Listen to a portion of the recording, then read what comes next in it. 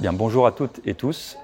Je vous parle aujourd'hui d'une étude qui est présentée à l'ASCO, l'étude THOR, qui s'intéresse aux patients atteints d'un cancer de la vessie ou des voies urinaires en général, ce qui affecte environ 15 000 personnes par an chaque année en France. L'étude THOR s'intéressait aux patients qui ont des métastases.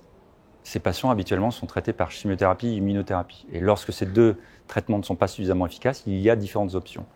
L'étude THOR a évalué une thérapie ciblée qui s'appelle erdafitinib, qui va cibler une anomalie génétique qu'on retrouve dans 15 à 20% des cas, qui touche les gènes FGFR2 et FGFR3.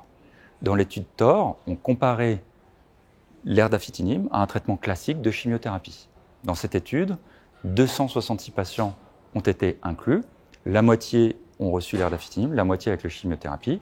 Et ce que l'on démontre, c'est que le traitement avec l'erdafitinib améliore la durée de vie, il diminue le risque de décès de 36%. Par ailleurs, il améliore le temps de contrôle de la maladie et le pourcentage de patients pour lesquels on voit la diminution des lésions est plus important avec l'erdafitinib, 45%, par rapport à la chimiothérapie, environ 11%. Donc ça a deux implications. La première, c'est qu'il faut sans doute généraliser les tests moléculaires pour rechercher ces anomalies génétiques chez les patients atteints de cancer vessie ou des voies urinaires. Et puis deuxièmement, il faut rendre disponible cette thérapie à nos patients dans la pratique courante puisqu'on améliore la durée de vie lorsqu'on le donne aux patients qui sont porteurs de cette anomalie FGFR2 ou FGFR3.